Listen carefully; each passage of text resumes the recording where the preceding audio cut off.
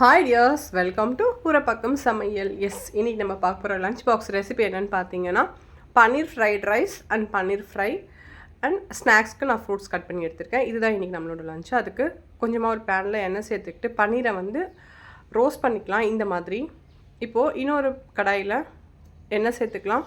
வெங்காயம் நீங்கள் எவ்வளோ அரிசி நான் 3 பேருக்கு லஞ்ச் ரெடி பண்ணுறேன். ஸோ அதுக்கேற்ற மாதிரி ஒரு பெரிய சைஸ் வெங்காயம் கட் பண்ணி உள்ளே சேர்த்துட்டு ஒரு 50% அது நல்லா வதக்கிடலாம். கோல்டன் ப்ரௌன் கலர் ஆகணும் அப்படின்னு சொல்லி அவசியம் இல்லை. இதோட ஒரு ஸ்பூன் அளவுக்கு இஞ்சி பூண்டு பேஸ்ட்டு சேர்த்துட்டு அதையும் நல்லா மிக்ஸ் பண்ணிடலாம். அந்த பச்சை ஸ்மெல் ஜஸ்ட் போனால் போதும் நமக்கு.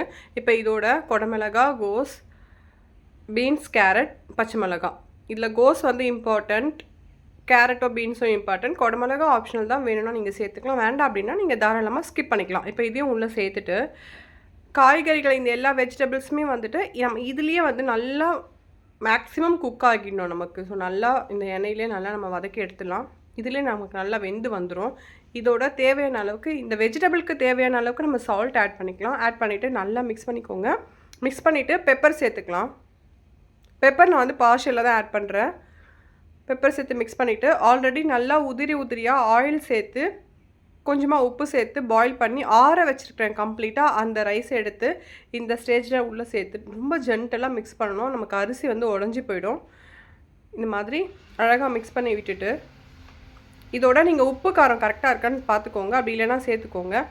இப்போ நம்ம ஃப்ரை பண்ணி எடுத்து வச்சுருக்குறோம் இல்லைங்களா பன்னீர், அதையும் இது மேலே நம்ம சேர்த்துக்கலாம். இது கூடவே நீங்கள் மஷ்ரூம் கூட இருந்துச்சுன்னா அதையுமே நீங்கள் ஃப்ரை பண்ணி சேர்த்துக்கலாம். அதுக்கு பேர் ஸ்பெஷல் ஃப்ரைட் ரைஸ் அப்படின்னு சொல்லி கடைகளில் சொல்லுவாங்க. ஸோ நான் சேர்க்கல, எனக்கு கிடைக்கல. நீங்கள் உங்களுக்கு கிடைச்சிது அப்படின்னா சேர்த்துக்கலாம். அப்படி இல்லைனா நீங்கள் வெறும் பன்னீர் ஃப்ரைட் ரைஸ் கூட சேர்த்துக்கலாம். இப்போது பெப்பர் மறுபடியும் ஆப்ஷனல் தான், வேணும் அப்படின்னா நீங்கள் சேர்த்துக்கலாம். நம்மளோட பன்னீர் ஃப்ரைட் ரைஸ் ரெடி ஆகிடுச்சு. இப்போ பன்னீர் ஃப்ரை தான் பார்க்க போகிறோம். ரொம்ப ரொம்ப ரொம்ப ரொம்ப சிம்பிள்.